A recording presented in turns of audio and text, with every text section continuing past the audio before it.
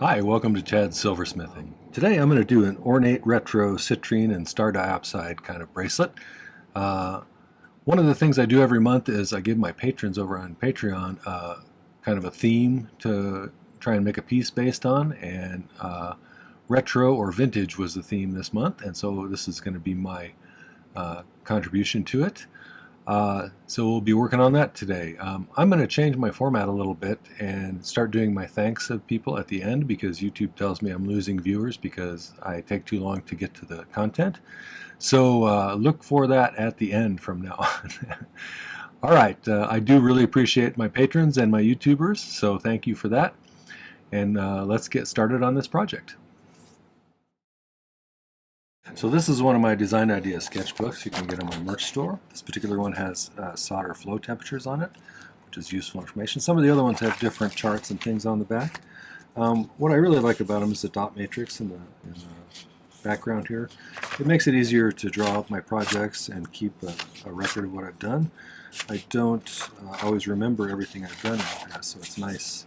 It's been a nice change to have pages and pages of different projects that I've made in case I want to revisit them. So get yourself one or two of those. I think they're really handy, and have improved my process, I think. So like I said, I'm going to do something based on Patreon's theme this month, which is vintage. So I picked something kind of ornate, or maybe Victorian or Art Nouveau-y, and this band here is way exaggerated. It's not going to be that long probably, but I'm going to use I have this nice pretty I think it's a 10 by 12 checkerboard top citrine. It's kind of a greenish yellow, so they usually call it lemon quartz when it's that way.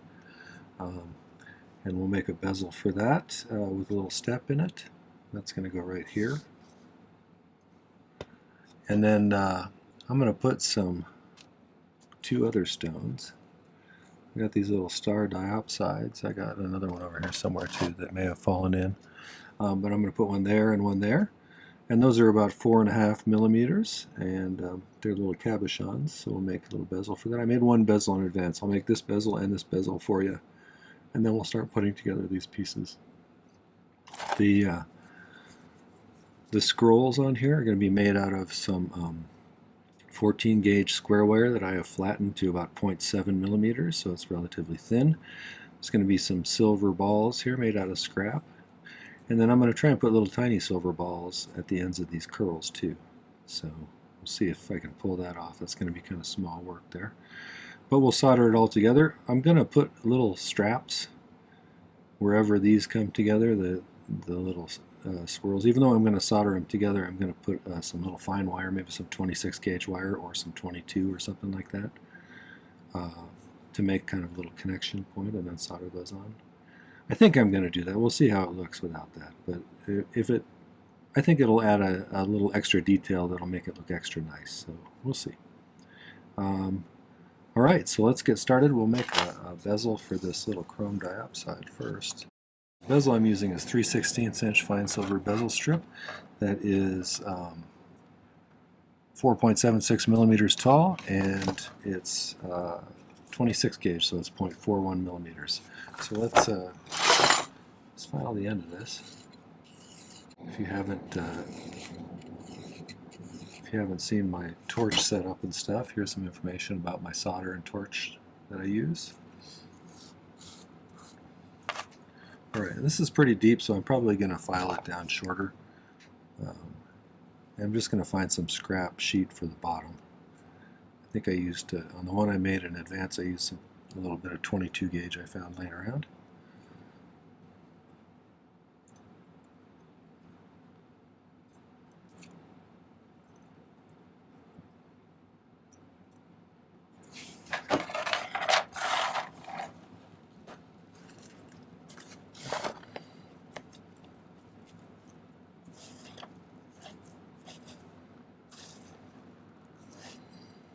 Hope you've all stayed warm through our big weather system that moved through the country, if you're in the U.S.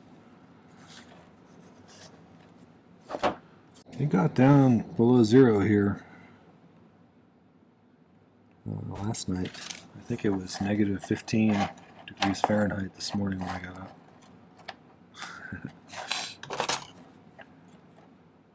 So it was a little bit chilly shoveling the sidewalk.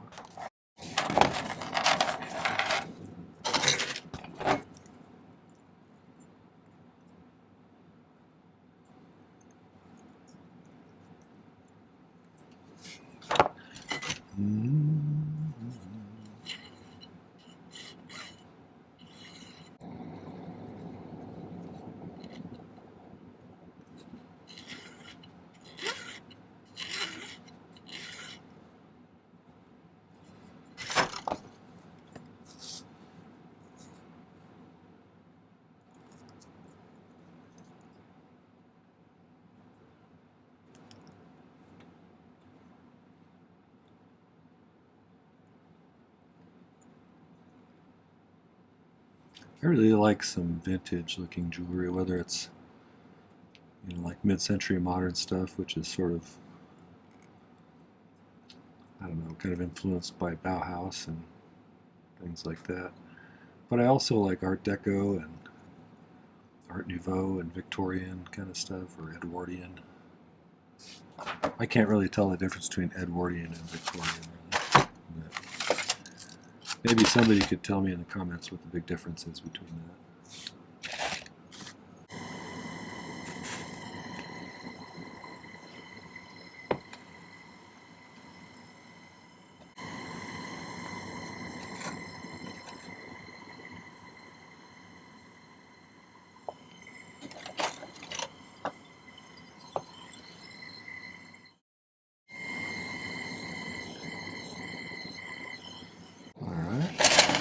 Shape this. Make sure I get this adjusted right. I had a video last week where I forgot to turn on my side camera. I'm always worried about that. And then I still do it occasionally. Whoops.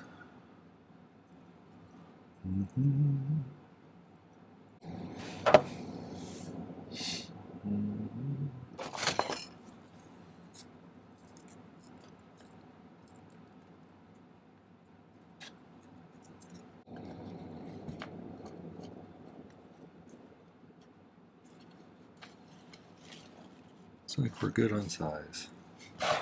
Get this cleaned up a little bit more and we'll solder a bottom on it. 22 gauge, that'll fit right there if I cut that off.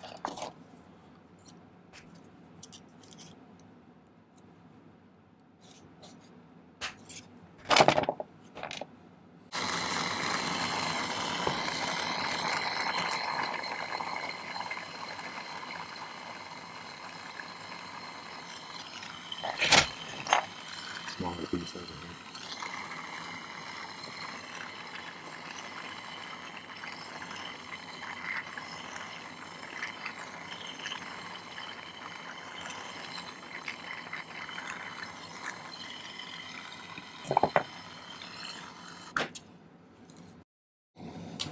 I'm just going to trim off the excess on the sheet.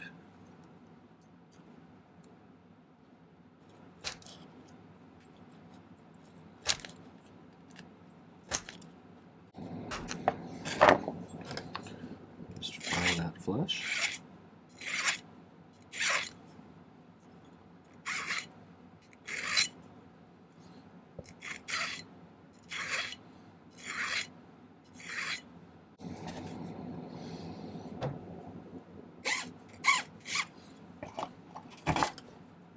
Alright, pretty much flush.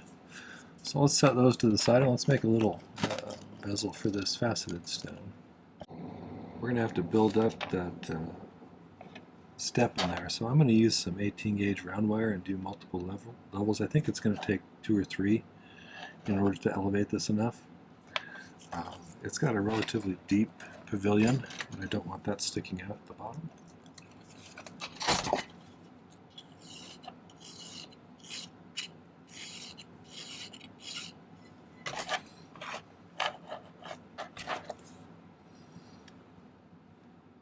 Normally I set faceted stones on their table facet when I'm doing this so that it stays flat. But with a checkerboard kind of top, it's not very flat. So I'm going to make sure it doesn't tip up on one side or anything, because then you'll get a bezel that doesn't fit very well.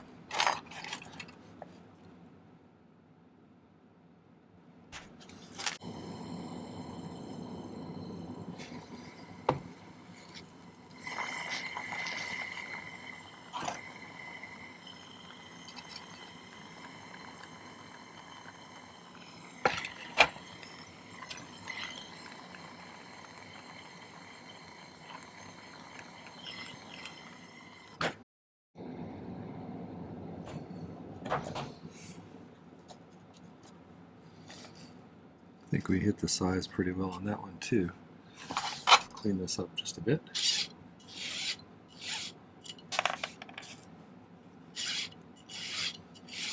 here's a bit of 18.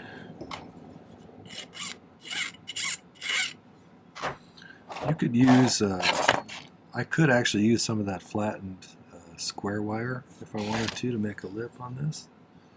But I think using multiple loops of this will give me a little bit more control as far as height. So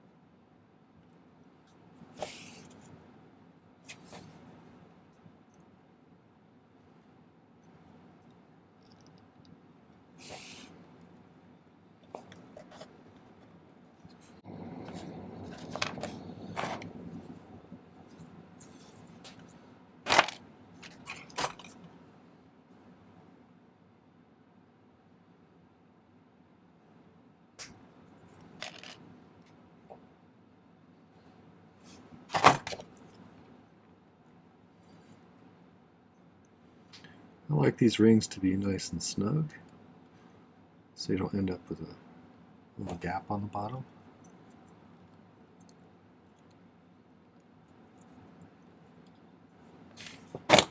Nobody wants an embarrassing gap on the bottom of their bezel.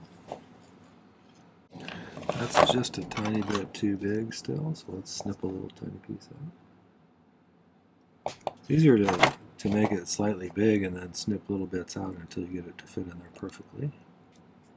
At least pretty close. That's pretty close. So there's one.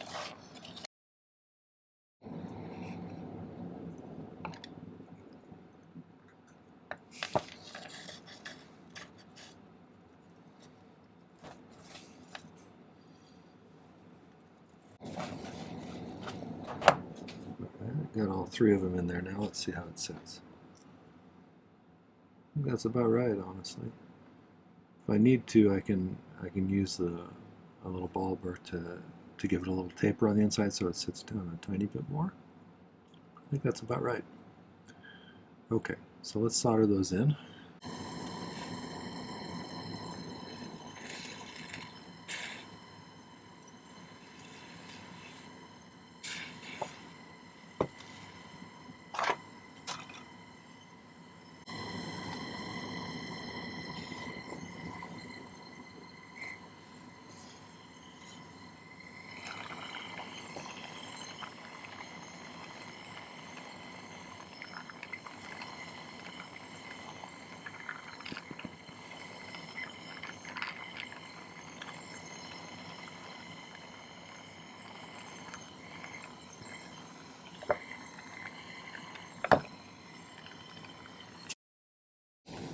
Let's give this a little cleanup file.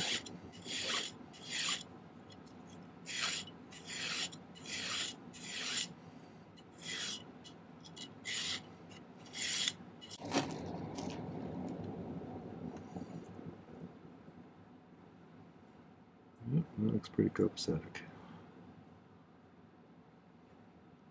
Alright, so we'll set that to the side, but now we need to start thinking about some of these little swirly things to go around it.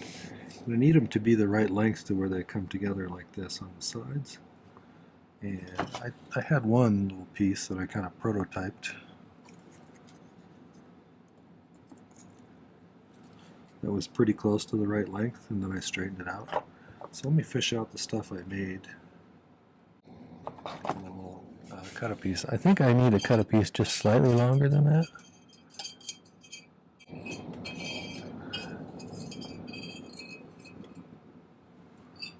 And then we'll go from there.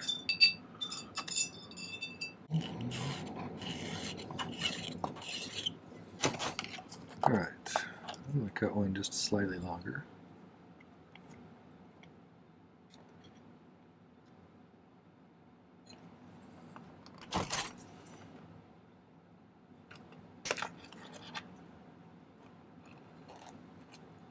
And then I'm going to cut another one, so I have a record of what size it was. And I can use that as a guide to cut the other ones. Alright, so I'm going to make a little curl on either end using my round nose pliers.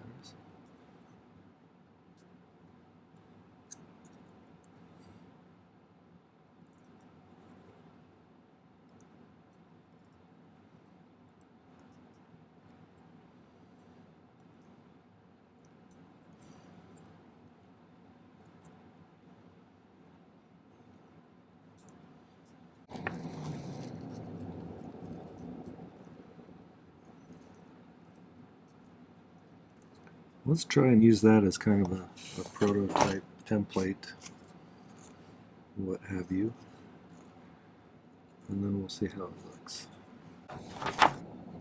Let's see how this looks when we do this.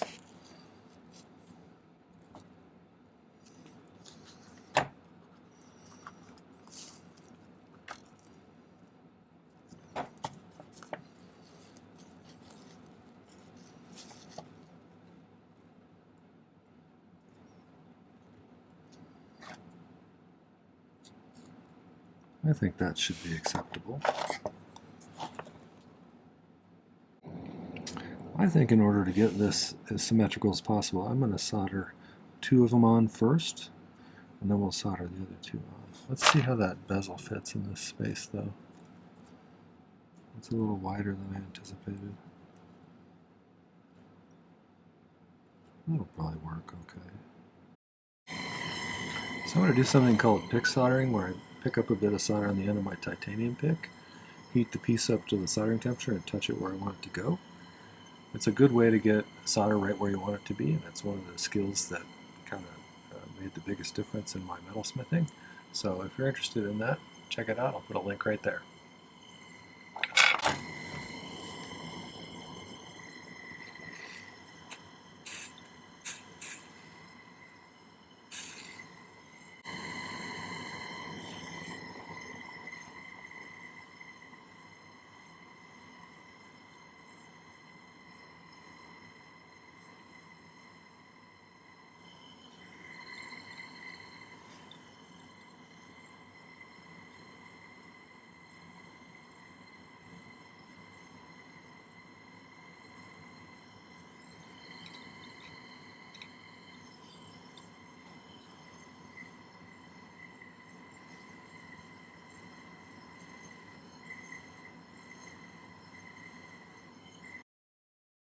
Alright, let's try and solder those on.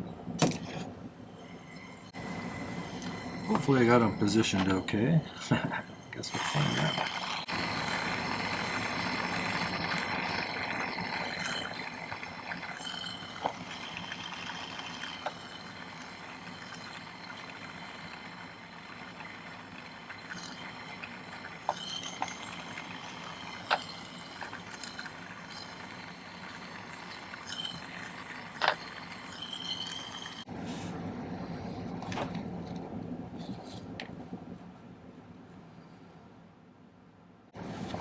That'll be kind of like that. I want to add the little balls next, though, before I do anything else. I think. So let's make some balls. Make a few small ones and see how they look.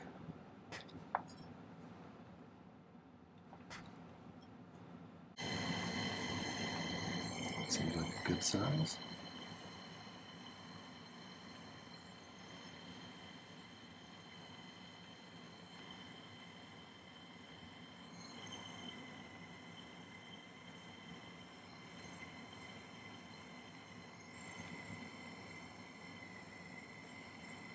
That one's going to be slightly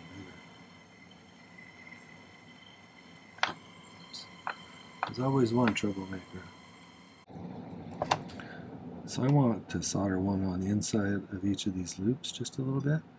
So I think I'm going to pick a little solder on each of these balls. And we'll see if we can get them to stick in there. So let's flux this whole thing.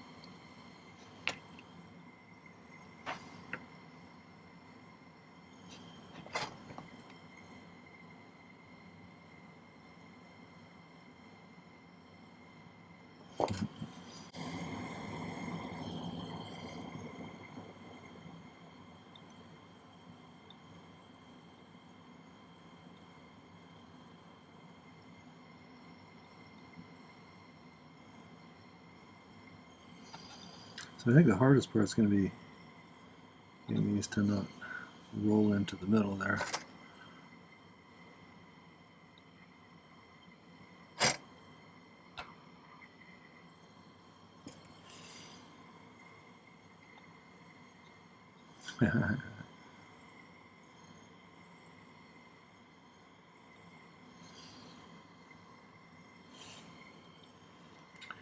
Well, we'll see. I'll add a few more here.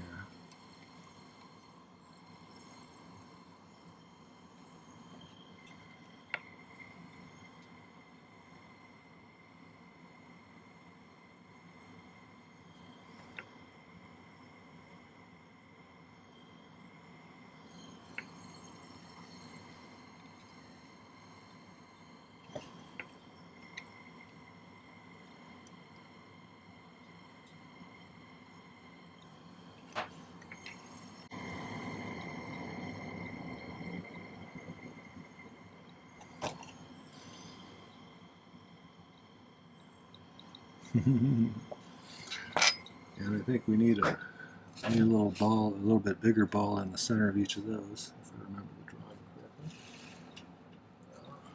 So let's make some more little balls.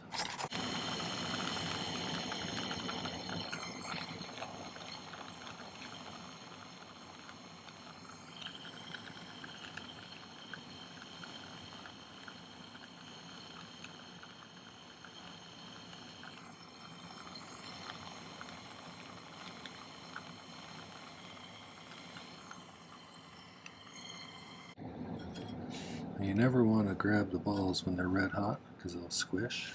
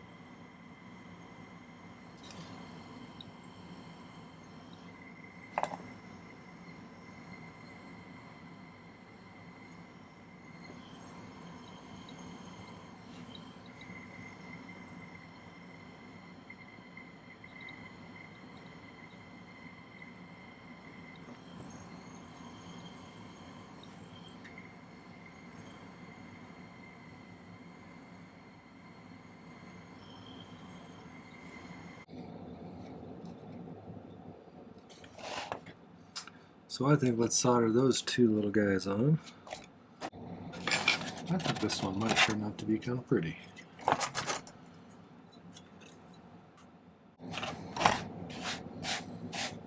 Sometimes when you envision something in your mind, it doesn't always translate exactly the way you had anticipated.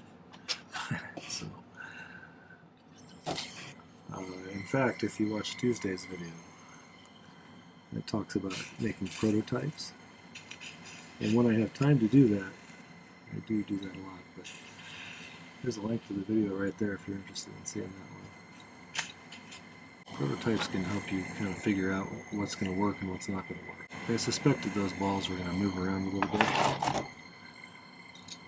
but I wasn't positive.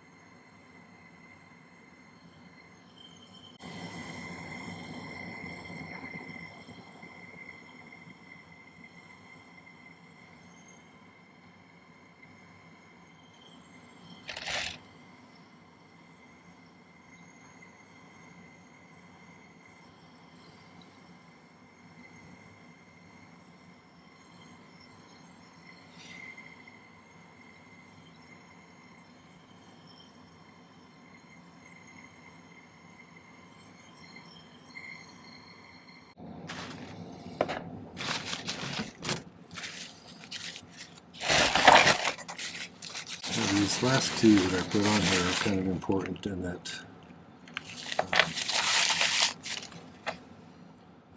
they need to be big enough for the little band wire that's going to be around the bracelet.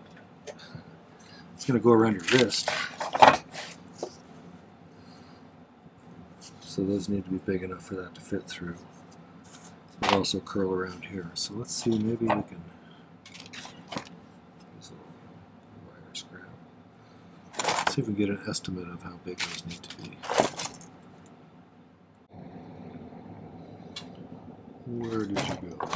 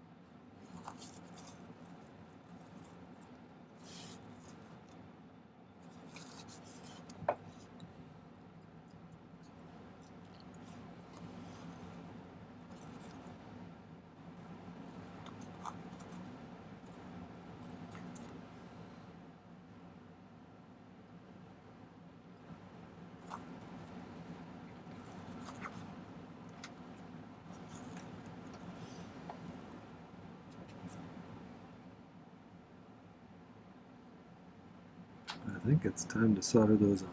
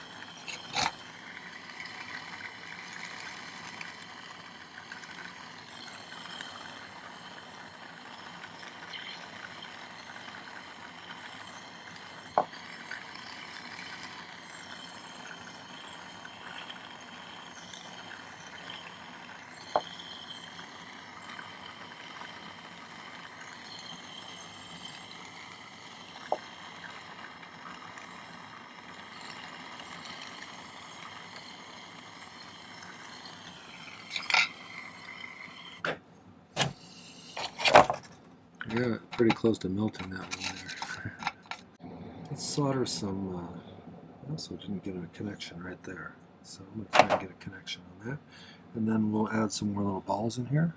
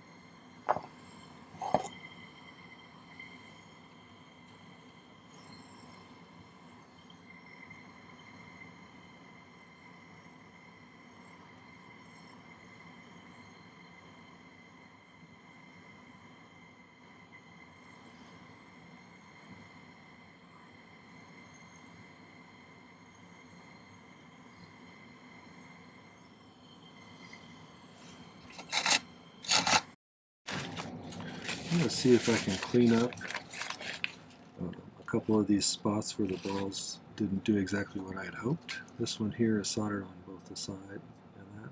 I'm going to try and cut through there so it's loose. There's also this sloppy one right here. I need to clean that up so it looks more like a ball there. And I'm just going to use my saw to saw some of that out there, so I'll be back in a second. So I have a little bit of 22 gauge, and I was going to see if I could wrap it around the junctures of these.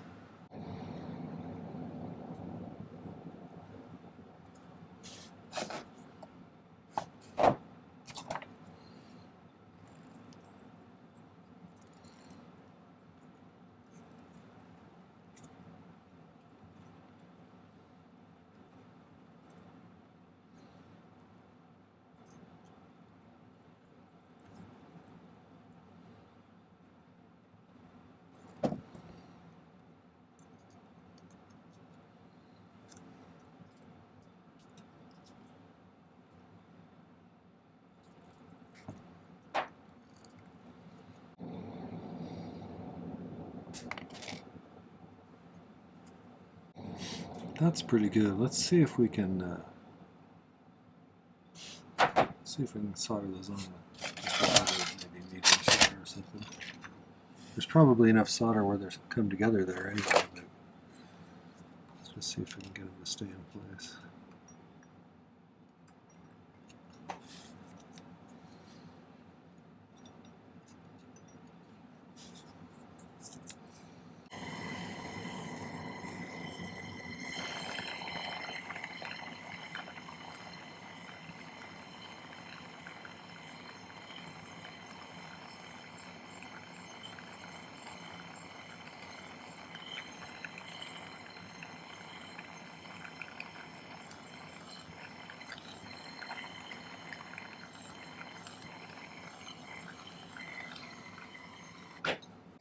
I think I'm going to use 8 gauge half round for the band on this. So I like to flip it over onto itself like this to create a loop for one side when I'm doing this sort of bracelet. So let's file this flat.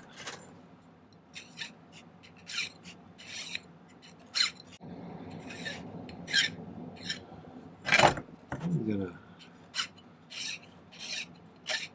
just for the sake of time, I'm going to use my Dremel to kind of create a little cup shape so when I roll it back on itself it'll solder nicely to this.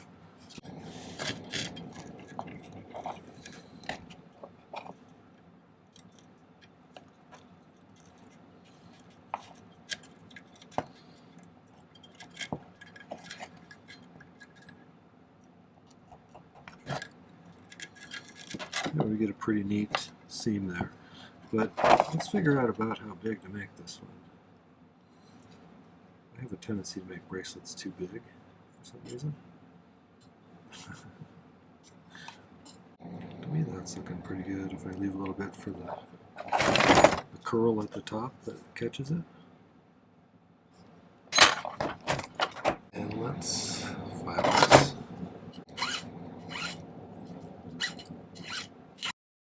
Okay, last little bit before we pickle it, I'm just going to solder that right there.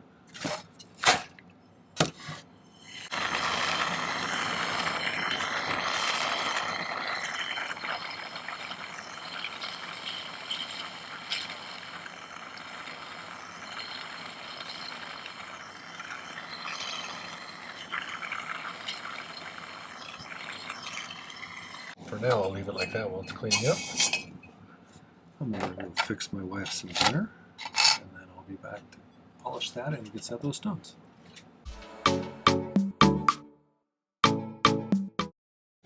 So I got everything polished up here. I set those two little stones just because they're just kind of standard bezel set stones. Get rid of any polishing compound I missed in here.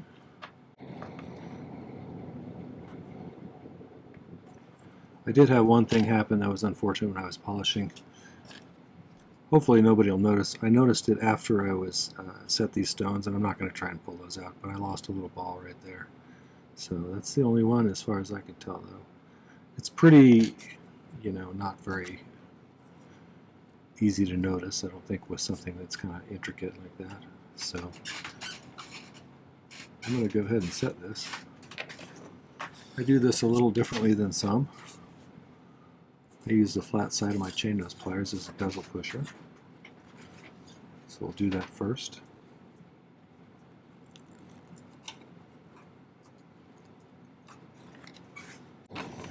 Finally, when we have it pushed down, we're going to use this rounded outer part as a burnishing tool.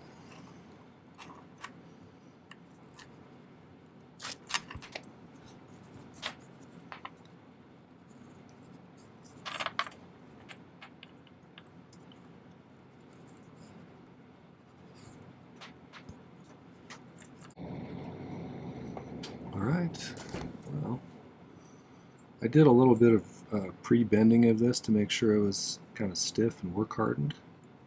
And then I'll spend some time shaping this so we get a nice bracelet shape.